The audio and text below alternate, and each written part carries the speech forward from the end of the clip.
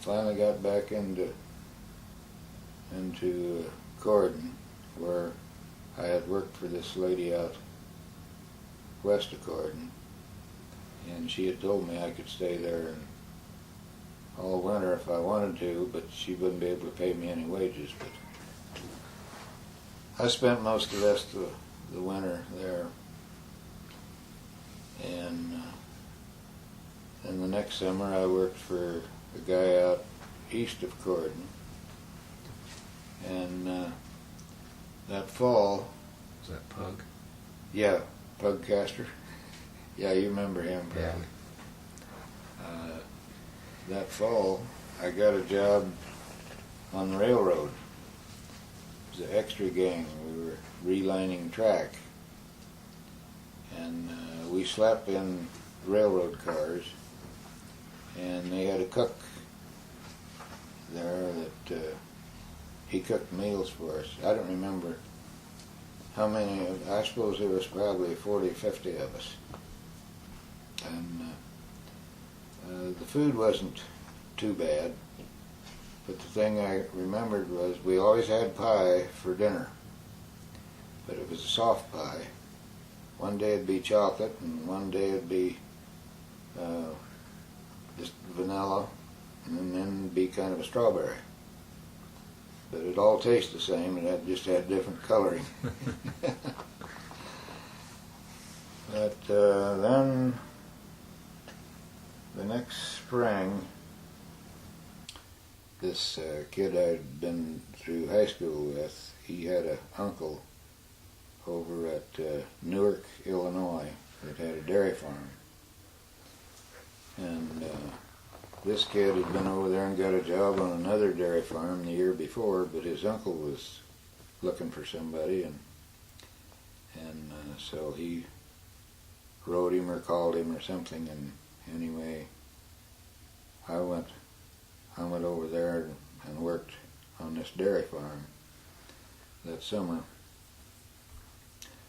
And they had what they called a milk tester that come around each month and took samples of milk and tested it for butterfat, and then they had herd books that they called them. They had each cow that had its production record and the butterfat that it produced, and all of them were, or most of them were purebred cattle.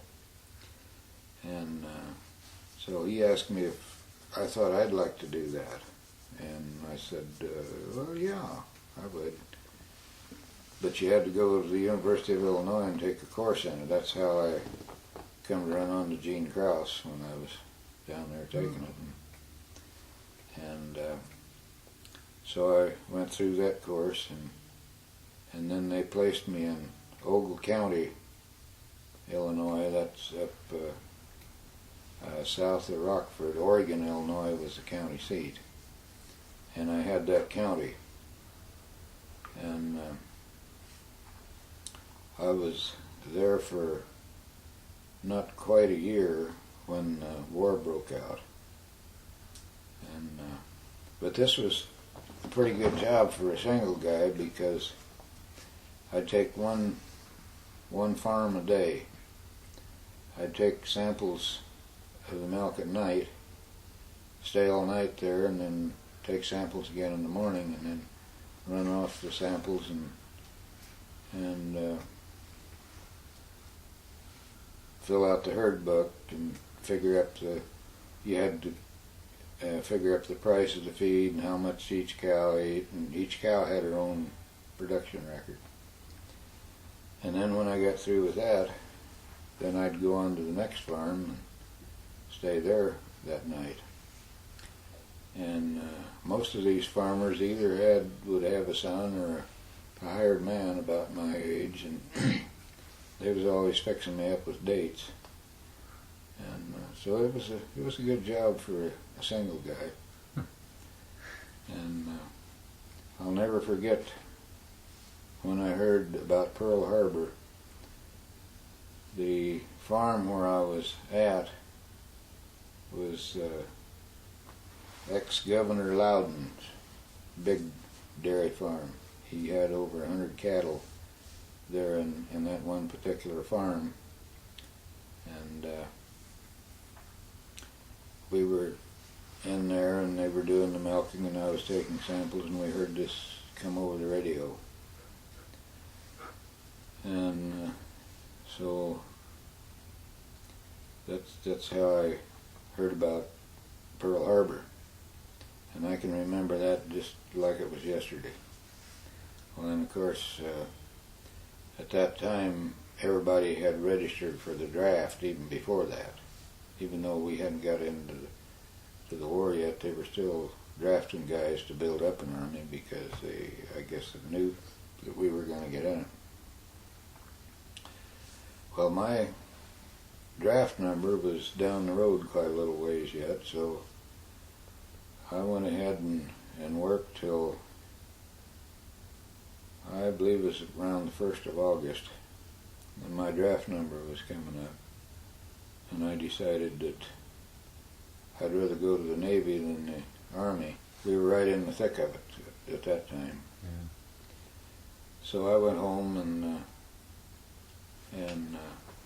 enlisted in the Navy and went to Great Lakes Naval Training Station. I was out north of Chicago. It was, I don't know, it was out on one of the big lakes, I forget which, where this camp, I forget the name of it.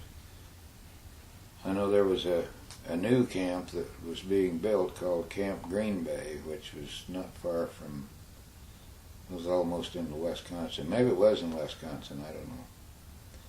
But anyway, we got transferred up there. We had 9 weeks of boot training.